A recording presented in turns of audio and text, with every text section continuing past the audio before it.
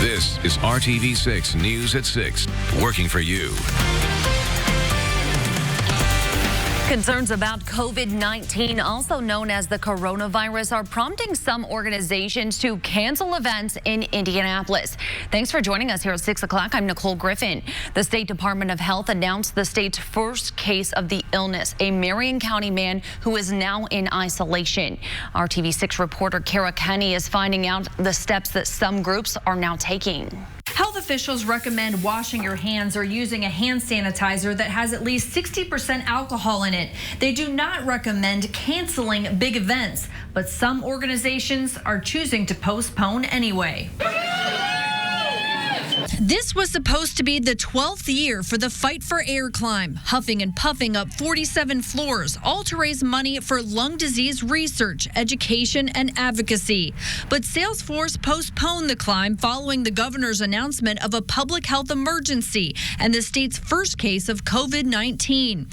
The American Lung Association in Indiana says it wasn't their decision, but rather the host sponsor, Salesforce, who postponed the event. The event website says more than $257,000 has been raised, 3/4 of the way to their goal. The Lung Association is hopeful they can still get to their goal.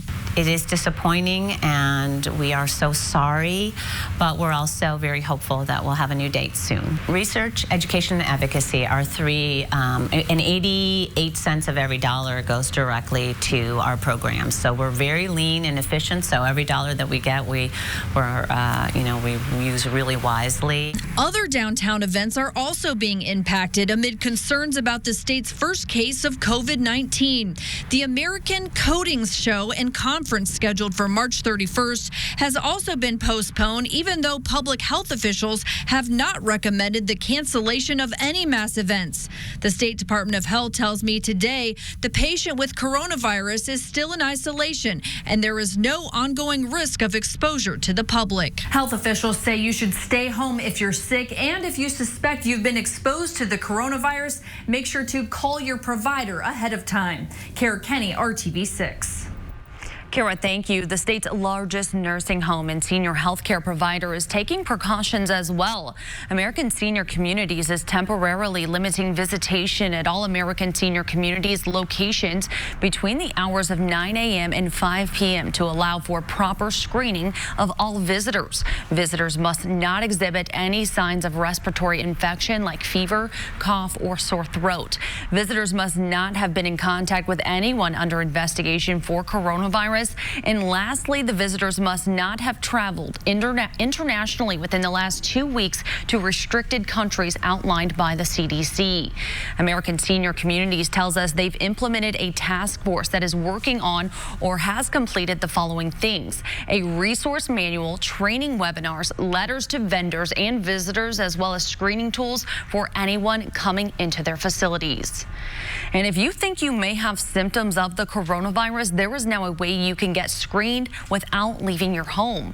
IU Health is launching a virtual clinic for people in Indiana through the IU Health Virtual Care mobile app. It is staffed 24/7 with IU Health physicians, registered nurses, and advanced practice providers. The clinic eliminates the need to visit a doctor's office or emergency room. Based on the results from the screening, medical professionals will then recommend and facilitate the next steps for care. The priority is the health and safety of the community. If you think you have symptoms of COVID-19, do not just show up at the hospital. Either use that mobile app or call ahead. Meanwhile, confirmed cases in the U.S. continue to grow as more state officials take steps to prepare for what may lie ahead. ABC's Zachary Keish reports from the New York Bureau. At least 234 confirmed cases of coronavirus across 27 states are now being reported in the U.S. In New York State, at least 76 confirmed cases, 4,000 people now in self-quarantine, 2,700 of those in New York City. Governor Cuomo declaring a state of emergency. We are aggressively testing, following up leads, because we want to find as many people who test positive so we can get them out of circulation. On Friday, word of the first deaths on the East Coast. 2 people in Florida, one on the Panhandle and one near Fort Myers. Both victims in their 70s with recent overseas travel. I want to be clear that the overall risk to the community is low. Please take the simple precautions to remain healthy, such as washing your hands often and thoroughly. Numerous schools and universities have already canceled classes. Off the coast of San Francisco, 21 people on board the Grand Princess cruise ship testing positive for the virus. At least 9 cases of the virus are now linked to the ship's previous voyage, including a 71-year-old passenger who died after exhibiting symptoms before getting off the ship 2 weeks ago. We are continuing to work with federal and state authorities regarding our destination and when you will be able to disembark. The ship could possibly dock this weekend at a non-commercial port where the passengers will be screened. Right now, it's just numbing. It's just trying to process this information and see what our life holds in the next couple of weeks. This San Francisco hospital is setting up tents to handle any overflow of coronavirus patients. Vice President Pence now discouraging elderly Americans from taking cruises. He's now in Florida meeting with Governor DeSantis and cruise executives to discuss their handling of the virus. Florida is the heart of the cruise line industry. We recognize that. It's a destination not just for Americans, but for people around the world.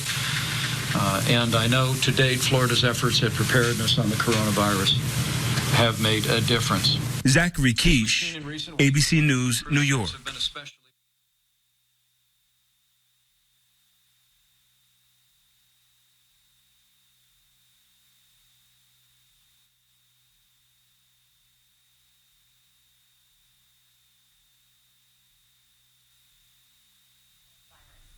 Now to your Storm Team 6 forecast, meteorologist Kyle Mel standing by. And things a whole lot better here across central Indiana compared to yesterday afternoon and 24 hours ago. Our temperatures this afternoon are about 15 degrees warmer, and that puts many of us in the 40s and even some 50s out there right now. Lafayette and Bloomington coming in at 50 degrees. We made it to 50 in Indianapolis thanks to all that sunshine. Right now we sit at 49. Also that south breeze at around 10 miles per hour is helping us out. That air is very dry. Dew point is only 17. The humidity at 28%. So with those clear skies, we do expect those temperatures to drop off again tonight. There's high pressure that's in control, not only here across central Indiana, but look at the very quiet weather that surrounds us. Just a few clouds back into portions of Missouri and also around Iowa. So this evening, if you're going to be heading out there, make sure you take along that jacket because we'll see those temperatures dipping into the middle 30s by 10 o'clock. Kyle, thank you. A 26-year-old man is arrested tonight in Kokomo in connection to a deadly shooting. Kokomo police arrested William Austin Mueller this afternoon. He's accused of killing 43-year-old Dennis Barrett on Friday. Police say Barrett was found on North Purdom Street suffering from multiple gunshot wounds. Investigators say surveillance video and witnesses helped develop Mueller as a suspect. He was arrested in Logansport today. In 2017, RTV6 reported on Mueller. He survived 2 gunshot wounds to his head during a robbery after 2 men took his cell phone and $300. An update tonight, the driver of a tanker truck that overturned and exploded on I-70 last month has died. We learned of the news today, just 2 weeks after the devastating crash. Jeffrey Duke Denman was carrying 4,000 gallons of jet fuel when his truck overturned on the I-70 East ramp to I-465 South on February 20th. Family members say Denman had burns covering 70 to 80% of his body and extensive damage to his lungs. Over the last 2 weeks, he's had multiple surgeries at the burn center at Eskenazi Hospital. In a statement, Jetstar, Denman's employer, says, "Thank you for your thoughts and prayers. It is a sad day for the Jetstar family and all that knew Duke." Right now, members of the girls' gymnastics team from Newcastle are recovering from a head-on crash this morning. The crash happened in Bartholomew County in the 17,000 block of East State Road 46. The girls were on a bus that collided with an SUV. They were all checked and released at the scene, but an assistant coach was taken to the hospital after complaining of pain. The driver of the SUV had to be extricated from his vehicle and was airlifted to IU Methodist Hospital. No word yet on his current condition. Honoring a fallen hero for the 2nd year in a row, the Boone County Sheriff's Office honored fallen Deputy Jacob Pickett. Today, dozens of people gathered for the Remembrance Day at the Boone County 4-H Fairgrounds. The first year for this event was a day for family, friends, and community members to find closure after the senseless tragedy. Deputy Pickett was killed during a pursuit in March of 2018. But this year's event was a chance to both honor his legacy and also introduce what organizers are calling a force for good that will transcend this tragedy. Deputy Pickett's wife, Jen, formed the nonprofit Jacob Pickett Response Organization. The goal is to help carry out her husband's mission to serve others and help law enforcement families in need. There's always beauty that rises from those ashes, and this is one of those beauties, given back to the community, given back to the Farinellas, given back to people that have been there for us. And as we said today, we've got their back. We got the Farinellas back, and that's what Jake would want us to do today. The Jacob Pickett Response Organization is raising money for a local deputy's family, Joe Farinella, who works for the Tipton County Sheriff's Department. His wife has been diagnosed with stage 4 lung cancer. The foundation will donate money to help cover medication costs, cancer treatment, and any services the family needs along this journey. The Democratic candidates for president are back on the campaign trail this weekend. They face another big test early next week. The latest on who's in and who's out. While supplies last at White Castle. This is RTV6 News at 6, working for you. In the race for president, the two Democratic frontrunners are battling it out, concentrating on Midwestern states that have primaries this coming Tuesday. Here's ABC's Uni Han with the details. With the next round of primaries set for this coming Tuesday, the Democratic candidates and their surrogates are out on the campaign trail this weekend. He thinks that he's going to win re-election by dividing us up. We are going to beat him because we're bringing our people together. The Vermont senator focusing on the Midwest, speaking to supporters in Michigan. And all over this country, people are asking themselves, which candidate can best defeat Trump? I have zero doubt in my mind that together we are the campaign that can beat Trump. The traditional battleground state has the most delegates up for grabs on Tuesday when voters in 6 states head to the polls. Senator Amy Klobuchar is also in Michigan, lending her voice to former Vice President Joe Biden's campaign. She dropped out of the race before Super Tuesday and then endorsed him. We are going to build a beautiful blue wall of Democratic votes around the Midwest. And we are going to make Donald Trump pay for it. Former Secretary of State John Kerry also campaigning for the former vice president. This man is smiling at you from the wall on both sides.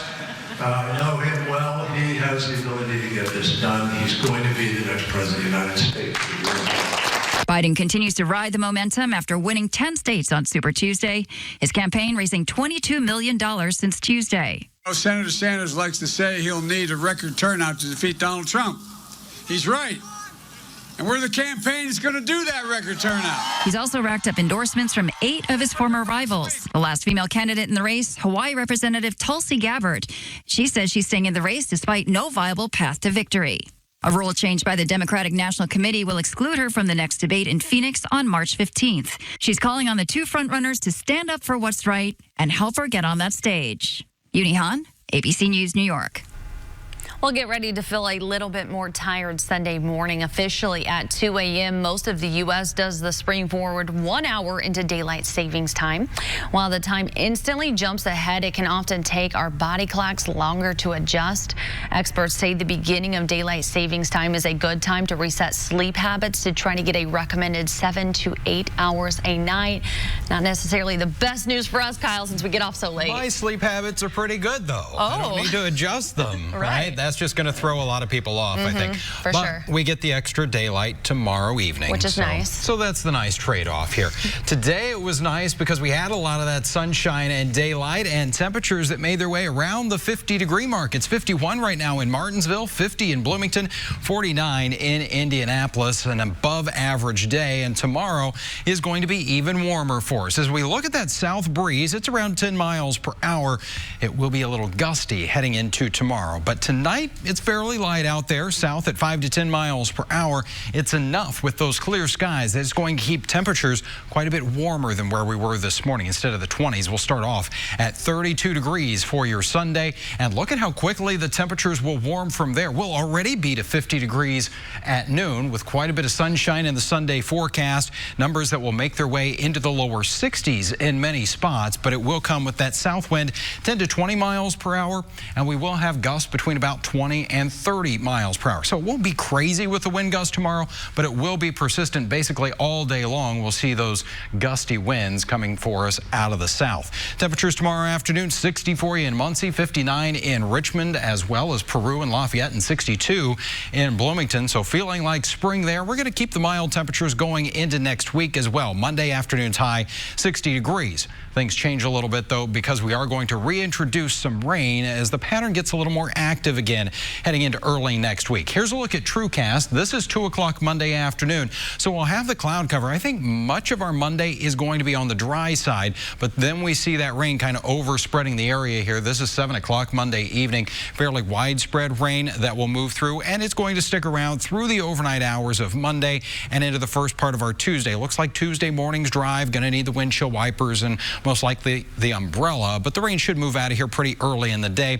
Right now, indications are about a half an inch of rain coming with that system. 7-day planning forecast as we put it all together, and there are the mild temperatures, especially the next couple of days with highs right around 60. Even Monday morning, we'll start off in the middle 40s. That rain moving out on Tuesday. And then as we go into Wednesday, another system is going to move in here with a chance for some rain showers. A little bit cooler there, 52, but that's still above the average high of 48.